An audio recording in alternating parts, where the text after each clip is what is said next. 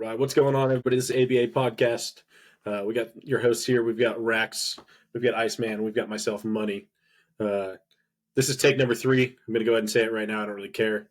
We're talking Super Bowl today. Not only are we delayed, we're now skipping and having to restart over and over again. Honestly, the delay was pretty simple. A little bit of scheduling, a little bit of that tamale I bought from the guy on the side of the street. So not too sure what happened there. But we're here. It's Super Bowl week. Super Bowl starts on Sunday. We're kicking off Niners-Chiefs in Vegas. Patty and I both have a dog in this fight, so I'm going to turn this one over to Chase. I'm going to let him go ahead and start us out on this, give us a couple key points, see if he can feed some biasisms, and I don't even think that's a word, but see if he can feed something from us. I'm just here to remind the world that Pat Mahomes exists, and he should be feared at all times. Yeah. And this guy right here did not fear Pat Mahomes. Right there. Pointing at me? No. Both. Thomas Jefferson. TJ, dude. TJ. We're in the same timeline. Yeah. Everyone on the same football field. What is this, the Avengers? We're just skipping over things? Big Cock Brock is doing this right here. I never knew Thomas Jefferson actually created the very first game of football back in 1776 along with the U.S. Constitution. Wow. Which is crazy because the Constitution wasn't even read until 1783, right? And then John Foot Penis was there too. Cut this out too. But anyways, Pat Mahomes exists, and Pat Mahomes exists, and so does his father. The Pat Mahomes family tree is going for a double three-peat, 3 Super Bowl rings, 3 DUIs. We've already got the DUIs on lock. So can he secure the 3rd Super Bowl ring? I think we need to see some like a triple here. Throw in some Jackson Mahomes storyline, see what we can get there. This has also been my MJ flu game for this pod, and I've been laying around a lot on my couch, and every time I open up Twitter, I just see the montage of Pat Mahomes' wife on the Sports Illustrated swimsuit, and the comment section is crazy. So if you want a good laugh, go check that out. Yeah, where there's some Kermiting and some Miss Piggying happening in there. Yeah, it's pretty awesome. And then along came Paulie. The teeth memes are pretty wild too. I'll keep it at that. You know, honestly, as a man, the Mahomes family seems to be on the rise, and also, dude, back to football. How is he? I love the Niners. I'm rooting for the Niners. I want you guys to win, Niners Nation. How is Pat Mahomes an underdog in the Super Bowl? I mean, it's pretty simple, man. Like football is not a one-person sport yet. He's a game changer. He can come out there and can throw the fucking football. He's got a great defense. Yeah, he brings the refs to every single game. Yeah, he's got his boyfriend who's also engaged to Taylor Swift. I get that, but like when you look at the whole picture, they're a throuple. Yeah, exactly. I'm with it. I'd watch. When you look at the whole picture, though, it's pretty simple. If you look at the Chiefs' defense, if they decide they're going to play man coverage, Christian McCaffrey's going to have a field day in the dump down game. If they decide to play, zone coverage, Brock Purdy's going to have a field day inside the hashes. He's just going to tear it up. And that's just kind of how the Niners are built offensively. You look at it, Brock Purdy's QBR inside the hashes is 90, outside it's 61. You look at it with Christian McCaffrey when they play, that type of man coverage, he's going over 100, and he's going to catch at least 6 passes, 7 passes. It's just a field day for him. So the way the team's built offensively does not scheme well for the Chiefs defense. And then you look at the opposite side of the football. You look at the Chiefs offense. They lose their starting guard. Is he a guard or tackle? I thought he was their center. Guard. Center. Oh, he's guard. He's a guard, right? No, Tooney's a guard. Yeah. Left guard? So they lose him. Interior lineman, One of the best pass protectors in the game, though. He's gone. He's out. Rashee Rice has kind of regressed from what he was doing in the beginning of the playoffs. Didn't have that huge game. Though Travis Kelce is starting to get a little bit more involved. He's starting to put his love story to bed and focus on football, his true love. His wildest dream. Yeah. But outside of that, I mean, you still are looking at the Chiefs defense who they can take the rock and they can score the rock. You're looking at Pat Mahomes who can take the rock and score the rock. It's just, are the weapons around those, Pat Mahomes going to actually show up? And that's kind of where it comes. It's a good segue too, because the weapons around him, it's that defense and Chris Jones, it's L'Jarius Sneed, it's an incredible defense behind him, and Yeah, almost NFL leading in terms of points per game. They were up there Second in best defense in turnovers the and league this turnover year. differentials. They just beat the best defense in the league. Um, Who Isaiah beat the Pacheco, Niners this year? It's been his. We don't talk about that, okay? We don't talk about that. Oh, are you talking about the Ravens? yeah. I'm talking about that Ravens. That's why Yeah, I'm the thinking you guys Ravens should that be beat the Niners. worried. Well, no, and I mean, Yeah. so I'm not necessarily scared of Pat Mahomes. Do I respect what he's done? I mean, yeah, I think he's the second best quarterback to ever do it so far. Probably the greatest, active and living, depending how retired Tom Brady might be. Athleticism wise too. I mean, Yeah, no, I mean, No, he dude, took Plygenics. he took some crazy hit where he was wrapped up around the knees and ankles and was able to 360 without going down and then continue the play. And it's because of that crazy stuff you see on a show I don't know if I can say this, redacted Netflix quarterback. Uh, you know, but it's crazy. Nobody trains like that, and that's why he's better than everybody. Kobe did it, Mike did it, and in other sports back in the day, Montana did it, or Unitas did it. They just did things that were considered extraordinary or out of the box because they were extraordinary out of the box players. Now, when we look at it, I think I heard somewhere that Snead's going to be on Ayuk, and Ayuk's not a volume guy, so that's kind of that's an interesting one. Maybe it's a misnomer. The Niners tend to just play side to side, so it'll be interesting to see, are they lining up Rasheed in the slot? Are they going to let him, go outside? How are they going to utilize his speed to try to help him? And what are they going to do with Kelsey? Is that the linebackers? Is that Jadervi? Sorry, I can never say his name. Is that C Ward's job? Javarius Ward. Yeah, thank you. Yeah. And so that's tough. So I think it's more about the teams, right, than it is about the players. But yeah, I would never consider Pat Mahomes an underdog. I think that's a fair take over there, Iceman. yeah. I mean, to say to what's the spread? 7 points? No. It's I think 1.5 or 2. It's yeah, close. So it's just less than a touchdown, man. At that point, it's 50-50 It's odds. If I'm pretty sure I saw it under a field goal. I could be entirely there's mistaken. there's a couple factors that we haven't really talked about too. I want to kind of talk about Kyle Shanahan and Andy Reid. First off, Kyle Shanahan, he's a mastermind in what he does offensively. He brings the right staff around to get the job done defensively. He does, him and John Lynch over the last couple of years have just drafted amazingly. But his weakness and what his legacy is going to be is all about the Super Bowl right here. If he makes it to another Super Bowl again and strikes out, it's kind of an issue. It's hey, you're that guy that almost got there. You're really that guy that almost got there. Yeah, no, I mean, when they blew the lead to the Patriots, it's just Belichicking himself before he wrecks himself. They played, 3-point football, played well. They didn't turn the ball over. They scored points, and then they didn't kill themselves with penalties in the second half, and that's the opposite of what the Falcons did. They got complacent. They were up 28 at one point, and they're like, we have this. We just need to, disrespect aggressive the play game of calling football. instead of burning clock. Well, exactly, and that's the thing. It's just pound the rock, pound the rock, pound the rock. But when I think back to it, who was their running back that year for Atlanta? Was that Devonta Freeman and Tevin Coleman. Yeah, and so they On had the two Falcons? really good Yeah. running backs actually, and it just goes to show you it's all about utilization. So whoever utilizes their backfield better, this week I think will come out with the advantage on the offensive end. Now, what the defenses do, because there's game changers on both sides, is to be determined. It all interacts. It's X factors on X factors, and I think it's going to be an exciting game. That's why even Vegas has it as a 2-point game. Yeah, Yeah. I think America wins in terms of the product we're going to get on the field this weekend. We got Here's the halftime we got the show, two actually. best teams. We have Is the it? two best teams. Are we We getting got- Ursher? Huh? Did I Usher, hear- yeah. Yeah, we're getting Usher. Ursher. What's he coming But out we're to? literally getting the team with the best non-quarterbacks playing against a team with the best QB. How often do we get that, dude? We don't get that The a two lot. best quarterbacks in the NFL going head to head. Statistically, this season, we could say that. I mean, Well, statistically, if you're one of the two best quarterbacks, and I'm gonna go ahead and eat my words when I say this, Dak Prescott and Brock Purdy.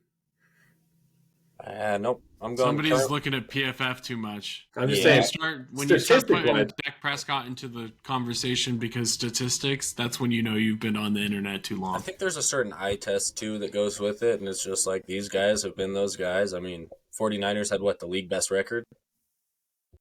Yeah. No. I think No, No, Baltimore. but You I guys have think just been a Baltimore did. consistent team for a long time. Well, yeah, That's the thing too. Like it's consistency. I will say I do think that Kyle Shanahan is finally starting to learn something from his coaching. Just this last game where they actually had a comeback win, you saw they were trying to get cute with things early on in the game and stuff like that. And that's been kind of his MO. Even when they're up, they start getting cute with things. They start, not being able to push the rock as much as they can. Whereas the second half, he went and started taking what the defense was giving him. Brock was making decisions properly and stuff like that as well. But you saw the coaching move away from those little 3-yard dumps or the play action and actually set up a play or run the football. And I think that was a huge. Got to give Coach Reed a lot of credit for too over the season. He tried the stuff that used to work for him the last few years, and it wasn't. He had to, Correct. run more traditional things, develop a running game. I was going to say yeah, and so it's this is really the coaches deserve to be here as much as anybody involved in this conversation, and sure, but Kyle's got a lot more to prove. I mean, 100%. Money, you guys are crowning Kyle Shanahan. No, this guy is not. Stop. I mean, I love Kyle. Everybody knows I love Kyle. His scheme is the best scheme probably of the last decade. I'm going to go back to what I first said. He is Andy Reid before the Super Bowls with Pat. That's what he is. He is the offensive maestro. Dude, he's his dad. Doesn't get it done in the clutch time. Did get it done last week. Andy did the same thing. Went to a Super Bowl with McNabb. Can he win this one? We'll see. We hope so. We hope so. But, I mean, kind of going back to what I said, though, that's the thing. That's his legacy is riding on this. You know what I'm saying? If he loses this, he is that coach that almost got it done. Almost. And almost only counts in horseshoes and hand grenades, unfortunately, not in the National Football League. And that's what I'm saying. He is going to be scarred on that. I believe Andy Reid is up for, his third Super Bowl, and this will be his fifth appearance in it. They're going for the dynasty. Yeah, he'll be up there. I want to say there's only 4 other coaches that have 3 or more, and that was Bill Belichick, Bill Walsh, who has a 3. Bill Polian. Just throw out all the Bills. No. Joe Gibbs. Bill Parcells. And, no. And who's the other one? God damn it. Chuck Noll. There we go. Chuck Noll at 4, I think. Bob Dole. So, I mean, you're putting him in an elite coaching position there at that point. So, I'm curious to see what happens. I think it's going to be a good game. If you're looking at the Chiefs' key to win, there's 3 of them pretty much the tight end positional advantage there. Their X factor is going to be L'Jarius Sneed. I think he's got to have a hell of a game. He's got to be able to shut down, at least one of the 3 threats that they have receiving wise, or 4 if you want to count Christian McCaffrey. So he'll make himself known even if he's not shutting down one person. He's an all over the field type of guy. I'm going to give you a name, and it's a big name, and it's a significant name in the grand scheme of these cultural things that we ring and tell ourselves about ourselves. As Travis Kelce and Taylor Swift have gotten together, there's been a wrinkle through the Niners, through one of their players. And one of their players' girlfriends makes beautiful clothing, designer stuff. Oh, yeah. Real nice stuff that even T. Swift and Brittany Mahomes wears. And I'm thinking that's an infiltration. I'm thinking the karma and something meteoric is going to happen because of that. She gave Taylor Swift a jacket. What do you give the person that has everything? A handmade gift. Okay? And I'm saying that's why we win. 22-21. Crazy shit. 22-21, wow. I don't know about you, but I'm feeling 22. Okay? 24-21. Back to my original point, though. The I've got 28-24. XXX factor is huge check. Yeah. He's going to have a couple catches that are just massive. All 3 of us got to have dark horse NFL MVP. Dark horse. So that means not the quarterbacks, not Deebo Samuel or Christian McCaffrey or Brandon. The Super Bowl? You know what I mean? Or the Super Bowl? Yep. Okay. He's the Super Bowl MVP. Or dark horse Super Bowl MVP. Before I pick him, are you going Sneed? I was thinking about it, but everybody knows I suck him off so hard. I was going to go with someone else. He's got insane odds. You throw $20 on that, a little bit of pizza and beer money. I'm just someone throw money on L'Jarius Sneed. The dude is just crazy. I put money on Kyle Juszczyk, however you want to pronounce it. Well, I put a 5 spot on him at it was over 7,500 plus 7,500 or something like that. Yeah, see, that's insane to me. Like, man, I also think Fred Warner or Nick Bolton, one of those two, could also have a massive game.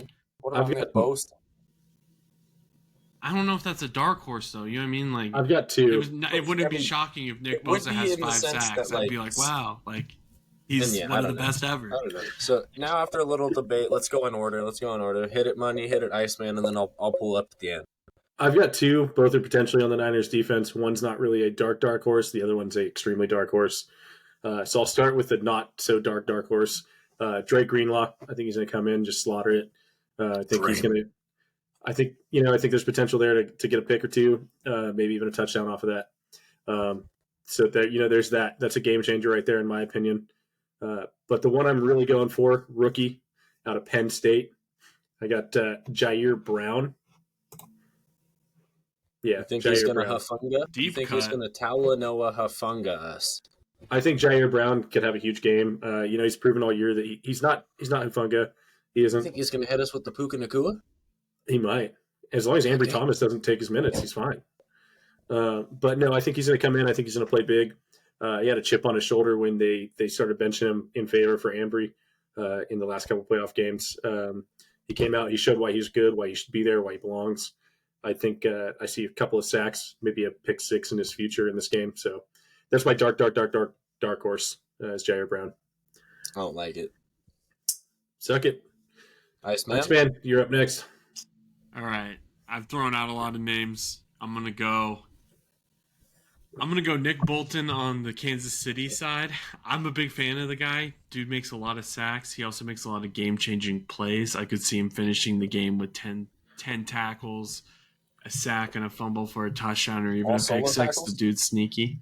And then on the Niners side of the ball, is George Kittle a dark horse? He's a dark horse. No. He's an offensive weapon, bro. Come on. I love him. I give it dark horse. I give it dark horse because he's not one of those guys. Like, pull up his odds. I guarantee it's not as good as Debo. And the only reason the odds are good is because of the name value. He's such a flip of the coin if he's gonna be a major piece of the passing game or the blocking game. So no, and it's I love myself some Greg Kittle. So give me kits. He's gonna give you the WWE SmackDown for that one, bud. Dude, Greg Kittle loves it. He knows. If Greg saw me, he'd know what I mean when I call him Greg Kittle. Shit. If you know, you know. You guys don't know. On God. I guess I don't. I guess. All right, Iceman, let's hear it. That's it. Iceman already said it, bro. Yeah. All right. That's my 2. Yeah. That's my turn. Get your nicknames effing right, bud. Organize yourself. I haven't even gone yet. And then you tell Iceman to go again? It says your full name. He doesn't care. He just wants to hear my sweet voice again. I do. Man. God, so good. I'll make it quick since I'm boring money. I think if the Chiefs win, it'll be the dog, L'Jarius Sneed. Like I said, I think he'll just do something. He'll have like a pick 6. Take chases, dude. Of course, I'll take mine. I left him on the table. He wanted to be yours. You wanted him to be yours. I asked at the start if I could take it. I don't really see anybody else on that defense. Not that they're not amazing players, great players, but like making that play. I just think because of how the game will pan out, I think Chiefs take an early lead. Niners have to pass to do that. And that's the way I see the Chiefs winning is early lead and then securing it with a defensive play late. Now for the Niners, if they win, I think just crazy. I don't know if it's a dark horse, but Ayuk, because if he's able. It's not really a dark horse, but I feel like it is just because he's not the number one. I mean, I feel like who expects it? Like everybody's talking CMC or Purdy, right, on that side of the ball. But then my other one, I don't know. It's just I did say Juszczyk's gonna, kind of make like 1 or 2 big plays. I just see it, and maybe one of them's a touchdown. Maybe it's late. It's so hard to believe that would get him an MVP. But like, say he goes 2 for 2, 30 yards, 2 touchdowns, right? In like a low scoring game. That's not going to get him an MVP. That's crazy if it doesn't. What if it's ever done that? What if it's a 14-7 game? Just because a fullback hasn't done it doesn't mean he gets an MVP. What if he goes 2 for 2, 66 yards and 2 tutties? Right, it depends on what everybody else did. If everybody else was like very ineffective, then sure, I guess. In a 14-7 game. He's going to have to go against in a 14-7 game. Yeah, he wins it. It's not going to be 14-7. It's going to be 22-21. I don't know about you. 28-24. But Ayuk, I think he has one of the toughest jobs out there. He's got to go up against that dog, L'Jarius Sneed. He's going to follow him all up and down the field. And if he's able to do something in 4 to 5 catches that's spectacular and win the game with it, maybe he gets MVP. The most likely circumstance is the winning quarterback of the winning team is going to get MVP, and that's just boring. So it's probably going to be Pat Mahomes. We're on our Katy Perry, Juicy J. The Niners are going to win the Super Bowl, and Pat Mahomes is going to be the MVP. There's my dark horse pick. Pat Mahomes' little brother. If Roger Goodell could find a way, he would. I'm actually shocked none of you guys said T Swizzy for MVP. I don't like mentioning Usher's going to must not sprain be his named. ankle, and T Swift's going to have to hop in. She's ruining my Twitter feed. Bro, it's going to be the craziest shit. Disney's going to replace Usher with a white woman. She's going to be on stage with them. The non-binary, non-culturally appropriate Usher. It's just Taylor Swift. Ugh. All right, guys. Well, that being said, weird if you don't think that's why I got an infection this week is from all the T Swift I've been fucking seeing on the timeline. It's just sickening me. Well, I mean, it's always been there for me because I'm a huge fan, but me and her got bad blood, dude. It's a love story, baby. Just say yes. Oh God, that's our song. Iceman, just take me somewhere we can talk football. I'll be waiting. All you gotta do is talk. Yeah, football. See, that's why T Swift makes billions, and I'm doing a podcast talking about Taylor Swift. Anyway, well, I feel like you're doing pretty good off the dome. So on that note, I'll give you 16 off the dome. This is the RZA, the Jizza, and the SZA. I'm gonna just stop recording in a second. Who's the RZA, the Jizza, and the SZA? Right here, brother. I'm even Redman, okay? No, I meant the three of us. One of us is the RZA, one of us is the SZA, and one of us is the Jizza. You know what's funny is that Ghostface Killer. That Redman's gonna get a suit somehow. Watch. I hope so, bro.